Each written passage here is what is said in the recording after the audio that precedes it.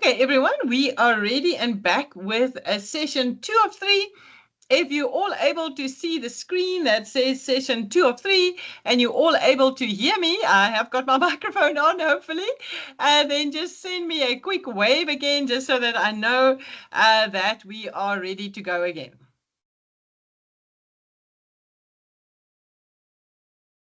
Okay, looks like yes. Okay, we thumbs up. Okay, everyone, we are jumping in now with our session on learning unit number 8.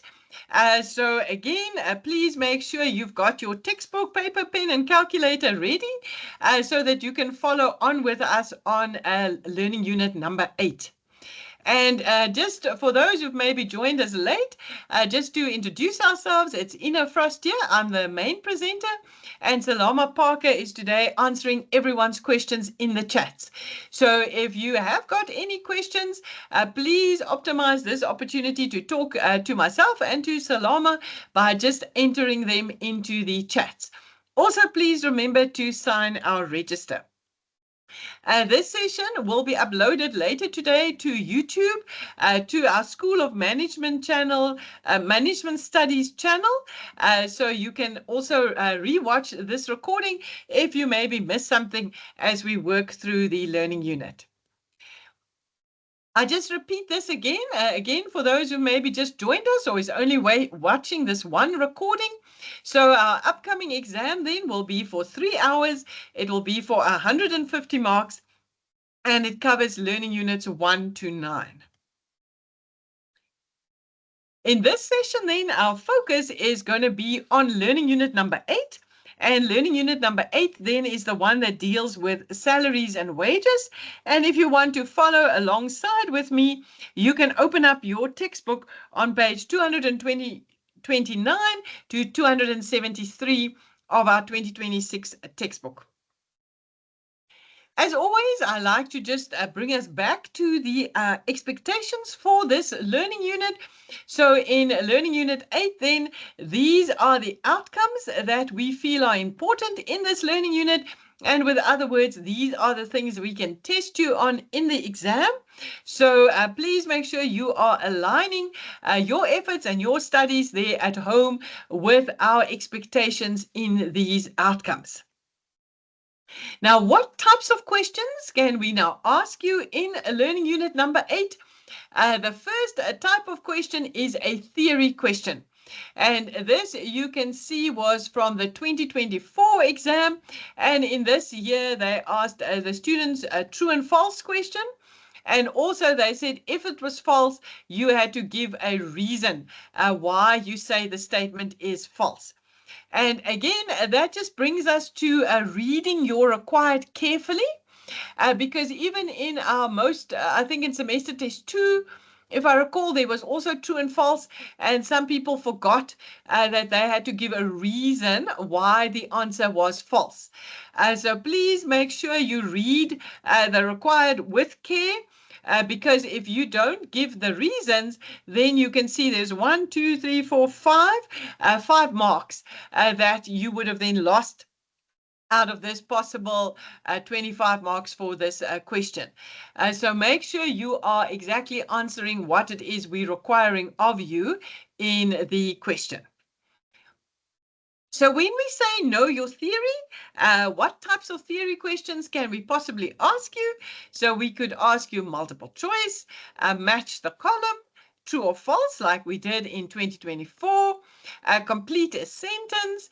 We can ask you to write a short answer, maybe even a short paragraph. And then the other thing, and this is, I think, that students often forget about, is if you don't know your theory for a particular learning unit, you are also going to struggle in the application questions. So yes, you need to know your theory for an outright theory question, but if you don't know your theory, then you're also going to struggle when you have to do an application question. And this is I'm not only talking here now about learning unit 8, I'm actually talking about all 9 of the learning units for first semester.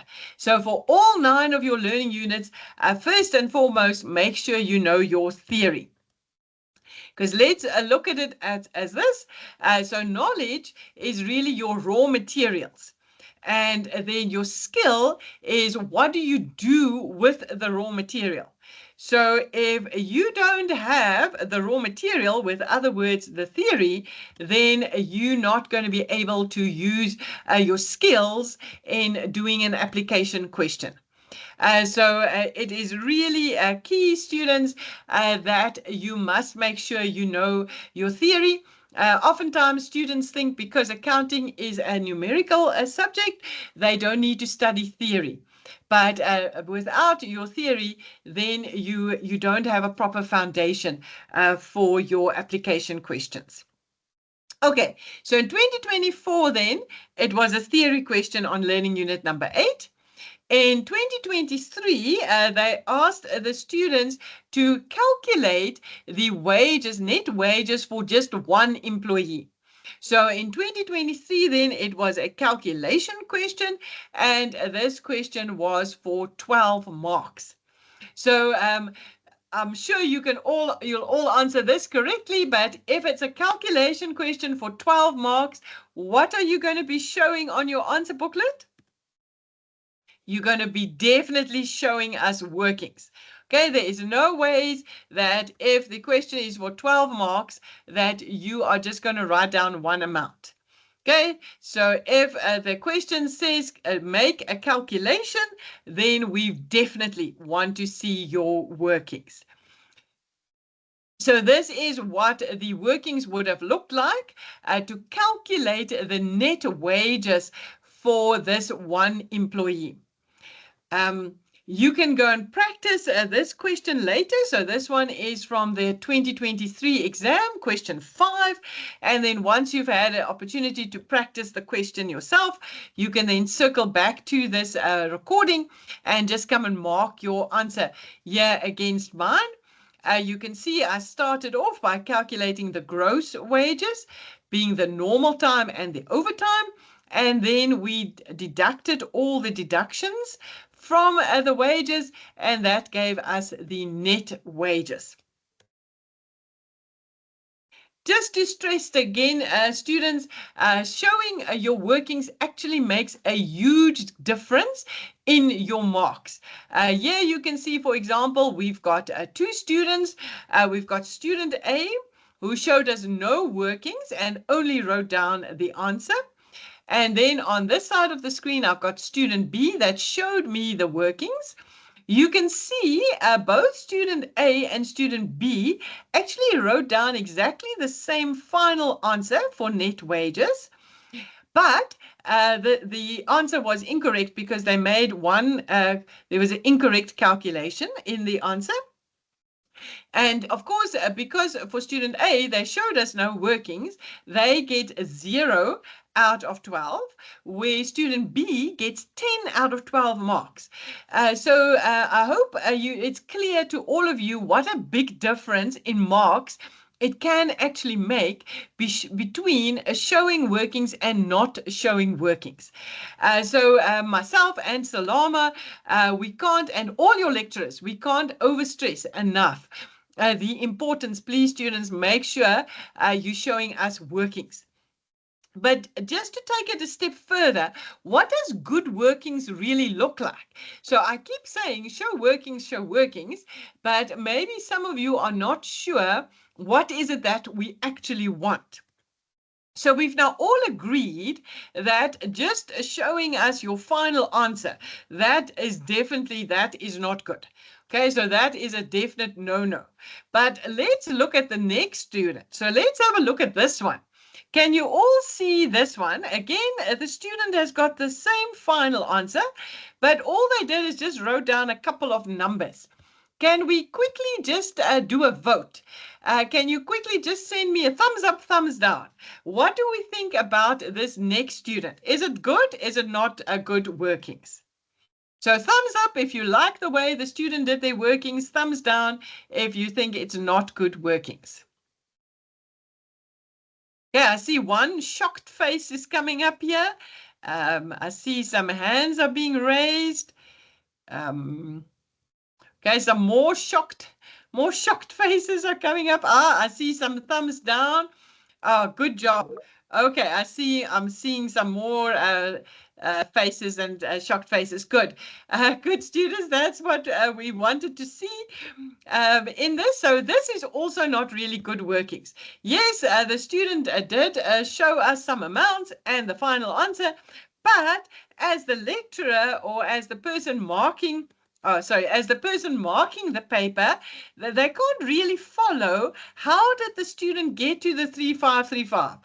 Did they add these amounts? What did they subtract?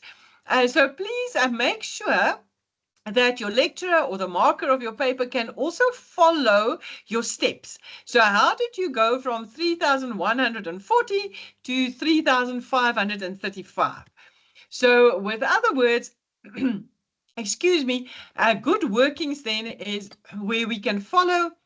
We can see the amounts, we can see how you calculated each amount, and we can follow your process or your steps. We can see, okay, you've added this amount, you subtracted that amount, you multiplied this one by the 8%.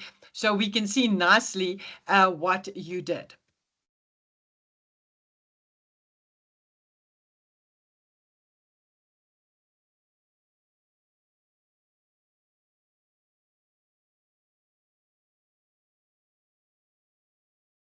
Next up, another way we can test you on it is how we did it in 2025.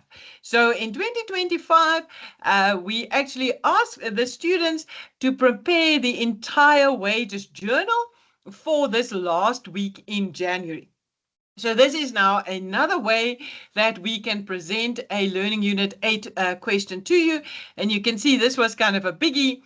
This one was for 35 marks. Before we jump in and prepare the wages journal, let's just take a step back and just talk a little bit about theory. So what's the difference, again, between a salary and a wage? So salaries are paid monthly. So with other words, we're going to have 12 salary journals. We'll have one journal for every month of the financial year. Where on the other side, your wages, these ones are paid weekly. And how do we calculate the wages? We take the hours that the employee has worked and we multiply by the hourly rate. Now for wages, there's going to be one journal per week because it's paid weekly. And so potentially you can have 52 wages journals because there's going to be one for every week. That is also why in the question, they tell us we're working with the wages journal for a particular week. So it is for that last week of January. It's not for the entire month of January. Okay, so this is what they want us to prepare. They want us to do the wages journal now for all of our employees. We've got 4 people working for us. And we want to now prepare the wages journal. So the first number we need to calculate in the wages journal is then the gross wages. And for us to calculate the gross wages, the first bit of key information that we need is what is the length of a normal work week? Because that is very key for us so that we can make the split here between normal time and overtime.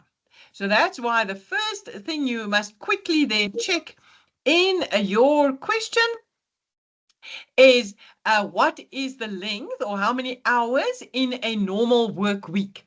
So in this question, then they tell us a normal work week is 40 hours. And here in this first column, they tell us how many hours did each of our 4 employees work. And already we can see that the first 2 employees worked more than 40 hours. So in other words, these therefore, these first 2 employees worked overtime. Sorry, guys, I'm just seeing something on this side, a comment. Sorry, guys, if you can just give me a minute. I see there's just a comment on this side. Sorry, I thought there was a problem with the microphone. Right. So as we said, then we can already see that these first two guys worked more than 40 hours. So there is an overtime calculation that we have to make. So for us then to work out the gross wage, the first key bits of information in the question then is the numbers of hours worked, the wages per hour. They give us the normal time rate, they give us the overtime rate. So in these questions, we have to provide you with a lot of information. And for you, it's really just a question of you understanding where to use the information that we give you when you prepare either a wages journal or a salaries journal. For you, it's just to kind of understand out of this entire table over here, what must I put where in my two journals? So we're going to use our normal hourly rate, and we're going to multiply it now with the normal hours worked to work out normal time. Then the hours in excess of 40 hours, those are our overtime hours, and we're going to multiply those with our overtime rate, and that will give you your overtime. So there is the calculation. So there I've made the calculations. And then to work out my gross wages, what I'm going to do is I'm going to add my normal time to my overtime, and that then gives me my gross wages. And as always, we not forgetting our all-important tip of showing all of our workings. So we're going to show clearly, how did I work out the normal time? How did I work out the overtime? And in terms of theory, we can also ask you to define what is understood by gross wages. So gross wages is your basic wages plus any fringe benefits, but before any deductions. Because you can see at this point, we've made no deductions just yet. We've got our normal time, we've got our overtime, and that gives us our gross wages. Now we have worked out gross wages. Now we're ready to tackle the deductions. And again, we're going to go up here to all of this extra information that is given to us in the question, and we're going to use that information to complete all of our deductions. And the first column that we're going to complete is your pay as you earn. And your pay as you earn is, with other words, the income tax that is being deducted from each employee. Now, the pay as you earn, whether we're doing a wages journal or a salaries journal, this will always be given to you in the question. So in the question, we're always going to give you the pay as you earn, and all that you're going to do is you're going to just slot it into the correct column. Next one they want us to do is UIF. So for UIF, I'm going to go to the UIF remuneration column. And remember, for UIF, you multiply by 1%. So the UIF rate is 1% of the UIF remuneration. And we work out the 1% for the employee, and then we also work out 1% for the employer. So you can see these two columns are identical. So I'm only going to do the calculation once, and then I'm going to show it in both the columns. Next up, they want the pension fund. So again, in this particular question, they already gave us the employee's contribution to the pension fund, and all that we had to do was copy it over into the correct column. Now, in this question, the employee contributed to the pension fund, but the employer also made a contribution to the employee's pension fund, and they are contributing double what the employee is contributing. For the pension fund contributions, you will just need to look and read in the question, what do we say in the question regarding the pension fund? When it comes to your UIF calculations, here we expect you to know that it is 1% that you have to use to calculate your two UIF amounts. Then we've got the total column. So in the total column, we're going to add together the three deductions. So the pay as you earn, the UIF, and the pension gives you the total. And then we're going to calculate the net wages by taking your gross wages and subtracting your total deductions. Okay, so net wages is equal to gross wages minus deductions. We remember your gross wages was the amount before any deductions. And now there's still one column that we need to complete on our wages journal, and that is our SDL. And for SDL, we're going to come back here. We see there's your SDL remuneration, and we're going to multiply the SDL remuneration by 1%. And that will then give you the SDL that the employer is going to contribute.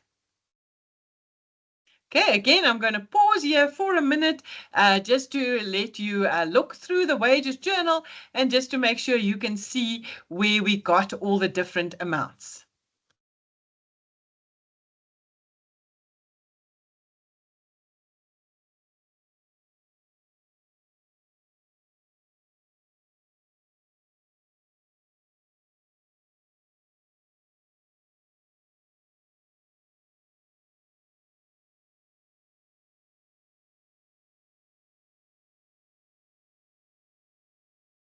Okay, so now we have prepared the wages journal. We've done the wages journal.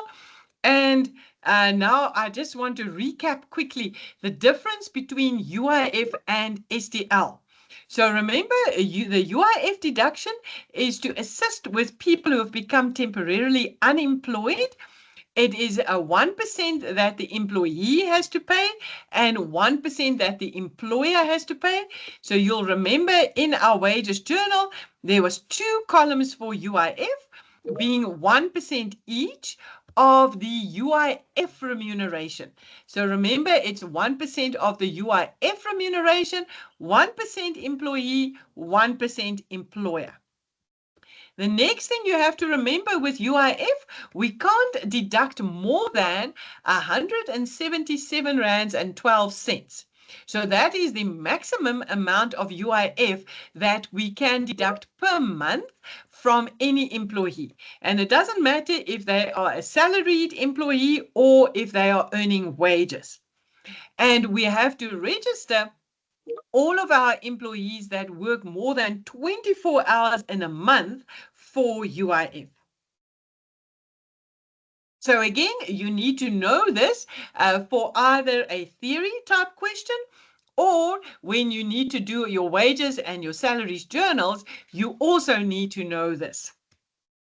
Then SDL, on the other hand, this is your skills development levy, and this levy is being used to deal with the shortage of skilled labor in South Africa. But this one, it's only the employer that contributes the 1%. And you'll remember that in our wages journal, the SDL was only done in the employer that had to contribute the 1%. This one has no threshold, so there's no maximum amount on this side, where you'll remember the UIF is the one that's capped at 177 rands. And for SDL, if your business pays out salaries and wages in excess of 500,000 rands in 12 months, then the business must register for SDL. Now here, Salama has prepared for us some of her top tips.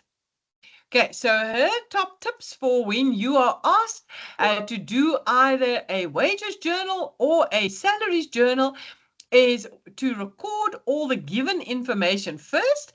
And as we saw in this question, there's actually quite a lot of information that we have to give you for you to be able to do a wages or a salaries journal. And when you go through your Learning Unit 8 questions in your textbook, you will also see in each of those questions, there's quite a lot of information that we have to actually already give you. So Salama is saying, so your first step is to try and record as much of that information that is already given to you in the question. Then to start with your calculations, calculating your things like your UIF and SDL, using your 1% to do those calculations. And then for your pension calculations, you will have to look at the specific question to see what, for this particular business, is it 8% for pension, or how is the pension being calculated? You're not going to forget to show us all your workings, because we saw now in that wages journal, there was calculations we had to make. We had to work out the normal wages, the overtime, the UIF, the SDL. So you're definitely going to show us all the workings. And then once your journal is complete, we post our journal totals to the general ledger. And that is the next thing that we are going to cover, is how do we post our salaries or our wages journal into the general ledger.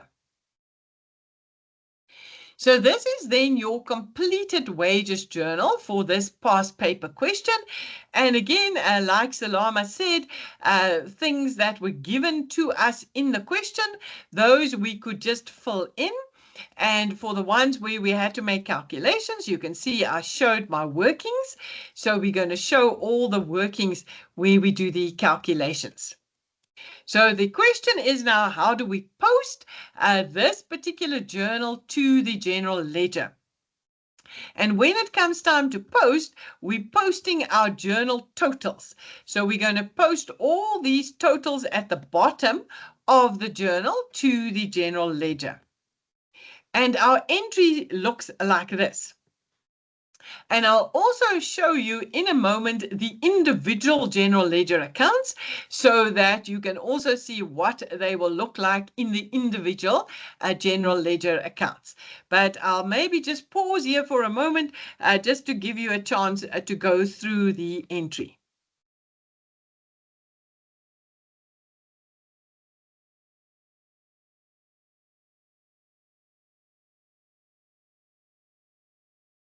Okay, so let's now go and look at the individual general ledger accounts. The first one we begin with is our wages expense account. And because it is an expense account, remember, we're going to still use dead click. And in terms of dead click, we know that expense accounts will increase on the debit side. And the opening balance also goes on the debit side. Because when we deal with our wages general ledger accounts, remember, there is an opening balance because it relates to the other weeks of the month.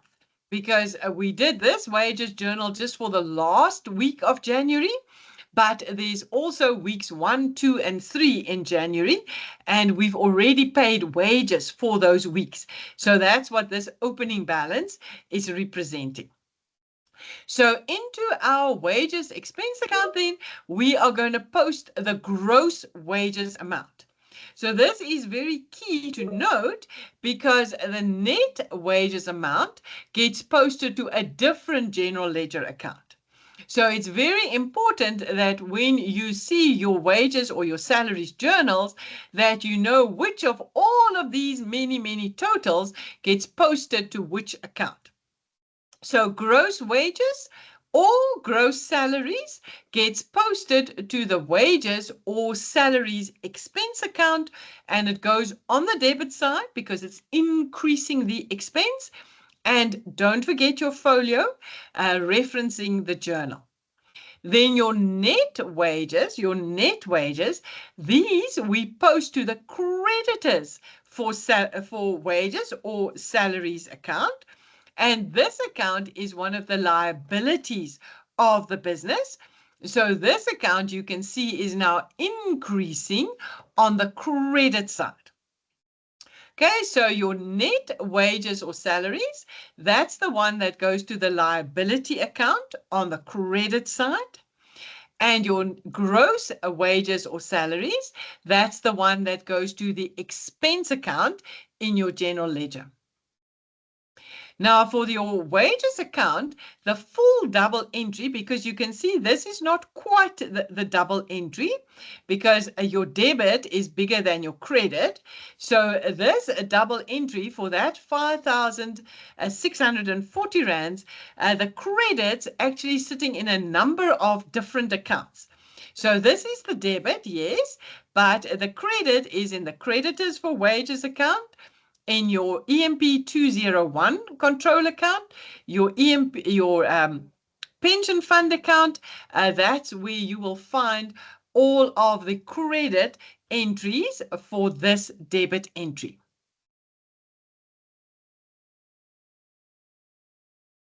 Next up, we're going to look at how do we post our pension fund entries. So you can see again, there's 2 here for the pension fund.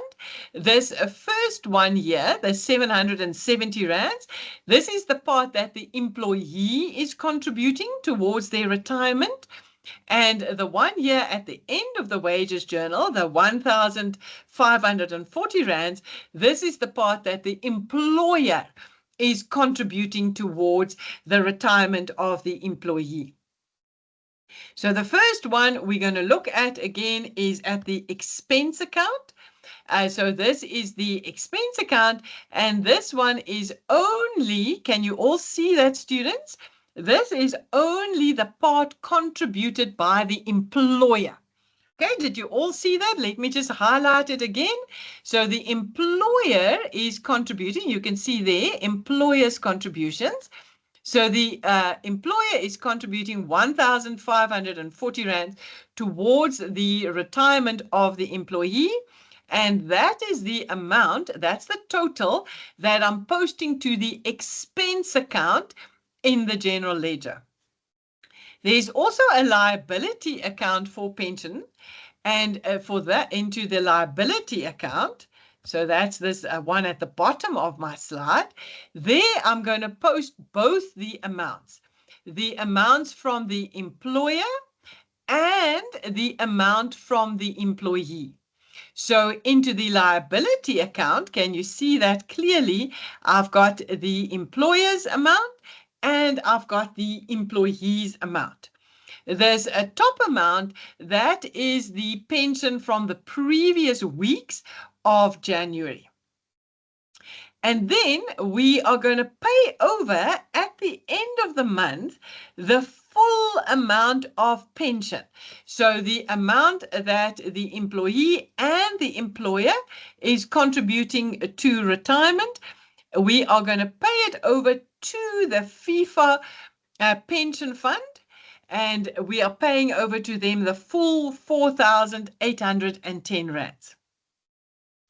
And this money then will be invested by the FIFA pension fund until such time as our 4 employees are ready to retire. And then when they are retiring, then they will go to the FIFA pension fund, and then they will ask for their monthly pension that they have been saving for.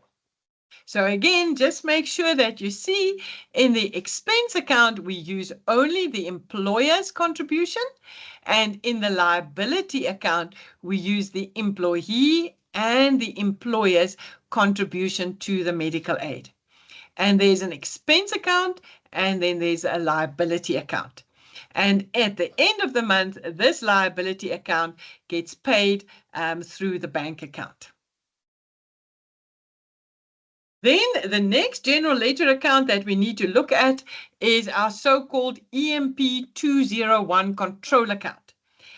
This account deals with all the amounts that the employer has to pay over to the receiver of revenue at the end of the month. Again, for wages specifically, it starts with an opening balance.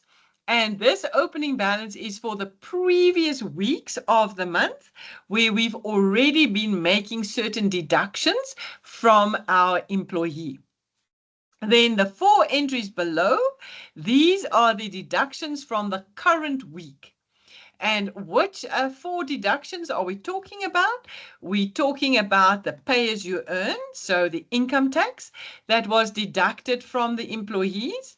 We're talking about both the UIFs, so the 40 Rand that was deducted from the employees and the 40 Rand contribution by the employer.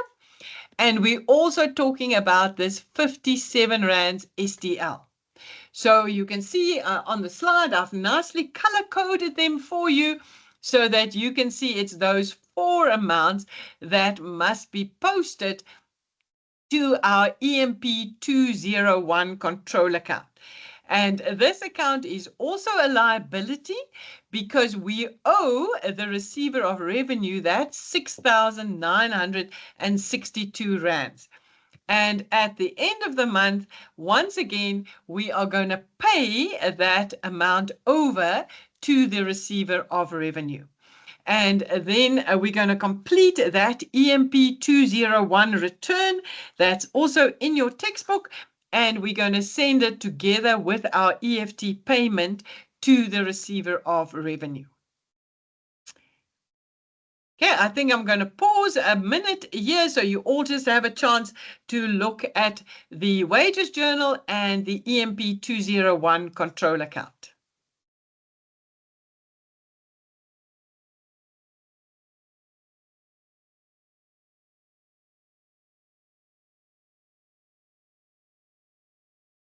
Okay, so in this past paper question then, they asked us to do the wages journal, which we've now completed. But there was also a second question that they asked the students in that year. And the student had to record all the payments to the different wages creditors in the cash book payments. So for that one, then we had to prepare the cash book payments and we then had to record all the payments. So this first one is where we pay the actual wages. And the second one is where we make the payment to the pension fund. And in this last one is the amount that we had to pay over to the receiver of revenue. Remember, all the payments are done via EFT. And if you've got older versions of the textbook, you might still see that the payments are made by check. But remember, in South Africa, we can no longer make check payments. So all the payments are now done via EFT. Also, take special care with what you write under name of payee and what you write in the details at the end of your cash book payments. You can see they're not the same. So make sure you note what is written here under name of payee and what we write over here under the details. You can see this question was for 10 marks. So all of these little details carried marks. And then there was also calculations that had to be done to get to certain of the amounts. And those calculations, of course, you're going to show us, and B, they also carry marks. So that's how they got to a total of 10 marks for the cash book payments. Okay, so let's just talk some exam tips again. So your tip number 1 is you are making sure you constantly managing your time. So for example, to prepare that wages journal should have not taken you more than 30 minutes in the exam. And to do the cash book payments, we gave you a total of 12 minutes. So please don't forget this very important tip about making sure you are managing your time in your exam paper. Second thing is make sure you're reading all of your requirements with great care. So for example, in this one, we reminded you again to show us your workings. And we also told you to total your journals. So we do try and kind of help you also in your exam paper, but you need to make sure you are reading all the required so that you don't forget to give us all of these little things in your exam paper. Remember again, your road to success is two things. It's how you prepare yourself over the next few days, and then what you do when you actually get into that exam venue. What is the possible questions that we can ask you out of learning unit number 8? So learning unit number 8, then remember it deals with both salaries that are paid monthly and wages that are paid weekly. So for both these topics, you need to be able to do the journals, the general ledger, the cash book payments, and then that EMP 201 return. And in your textbook, there's then a variety of questions dealing with both salaries and with wages. And you'll remember at the beginning of this session, I showed you in 2024 an example of just a theory question on salaries and wages. So also make sure that on both of these topics, you are comfortable to answer a theory question. Just to help you a little bit with some study tips, if you may be not too sure what and how to prepare yourself now over the next few days. Remember, it's all about the when, the where, and the how. So please don't try and just cram in as much as you can in the night before the exam.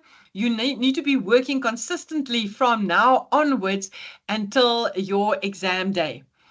Try to find a quiet space for you to study in and put away all distractions for 25 to 30 minutes at a time, where you can purely just focus on practicing as many questions as you can from the textbook and from some old past papers. Try and break up the learning units for yourself into smaller chunks. That just makes it a bit more manageable. So, for example, try and practice the journal, and then in a second exercise, then try practicing posting it to the general ledger. If you're able to attach some kind of personal tag for yourself, so if there's something that makes that's relevant to yourself, that you can maybe tag onto some of the theory principles, that will make it easier for you to remember. Test yourself by doing textbook questions and try and mix up the learning units, because in the exam paper, we start with a learning unit 9 question, and then learning unit 4, and then learning unit 7. So try and also mix up the learning units a little bit so that it doesn't throw you out in the exam paper if they don't come in the order of the textbook. Okay, we're ready for a second break. This time around, I'm going to give us a 10-minute break because we've now been going for 2 hours. So on my side, I see it's 11:52 at the moment. So we'll meet each other just after 12 o'clock again in the venue. Please continue to put all of your questions in the chats. As always, Salama is doing an excellent job answering all of your questions. So please continue to do that for us. And don't forget to sign the register if you haven't done so yet. So I'll see you all back in 10 minutes. So just after 12 o'clock, we'll jump in with our third and last session.